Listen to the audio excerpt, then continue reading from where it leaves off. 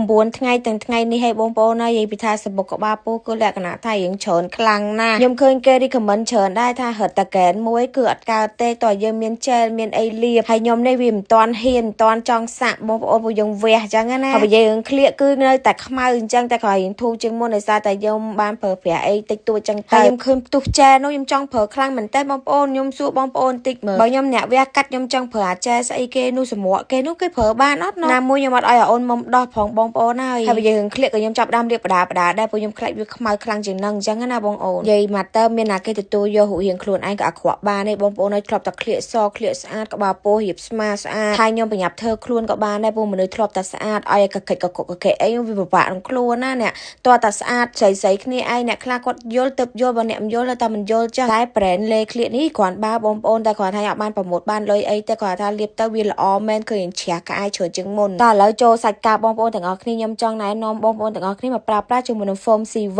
foam នេះបងប្អូនប្រហែលជាឃើញខ្ញុំប្រើតាំងពីនៅប៉ែតរហូតដល់ចេញក្រៅដោយសារតែយើងសរសៃខ្ចីយើងអត់ទាន់បានលាបឬក៏ធ្វើអីបានក្រៅពីលាង foam ដោះថ្មីលាង foam ដោះថ្មីសិនដោយសារតែខ្ញុំពោអូនអញ្ចឹងខ្ញុំអត់ទាន់ប្រើប្រាស់អីបានទាំងអស់ទេតាមថ្ងៃនេះខ្ញុំតនេខ្ញុំអាចដើរឡើងមកបន្ទប់រួចអីចឹងណាបងអូនឥឡូវមានម៉ាក់មួយមីងមកមើលអញ្ចឹងទៅយើងមានពេលធ្វើខ្លួននេះម៉ែក្មេងខ្ញុំបុនឲ្យខ្ញុំធ្វើខ្លួនលឿនទេគាត់អត់ចង់ឲ្យកខិកកខាអញ្ចឹងគាត់ថាឡើងធ្វើខ្លួនធ្វើអីរៀបចំខ្លួនស្ប៉ាអីនិយាយវាគ្រប់សពបើសួរថាពីអត្ថប្រយោជន៍ foam លាងមុខនឹងជួយអីគេខ្លះហើយមានស្អីគេរូបមន្តស្អីគេពិសេសម្លេះវាមានគ្រប់ crystal ជាមួយនឹង collagen គ្រប់ល្អិតពេលយើងដោះលាងទៅមិនថាមុតយើងមានមុនកាមុនអីមុនខ្ទីមុនខ្ទូក៏វាបាត់ដែរជាពិសេសវាផ្ដល់សំណើមវីតាមីនចូលនឹងធ្វើឲ្យស្បែកមុខយើងទន់ភ្លឺថ្លាសតែម្ដងហើយសំខាន់មកទីបតម្លៃត្រឹមតែ 20,000 ខ្មែរបងប្អូនទាំងអស់គ្នាសំខាន់មកចាស់ប្រេងគឺទិញផ្ដាច់រូបមន្តគឺនៅប្រទេសកូរ៉េតែម្ដងបងប្អូន ingredient នឹងមានតែ foam CV ដែលមានទេហើយបងប្អូនមើលពេលមុខខ្ញុំដោះហើយគឺឡើងសហ្មង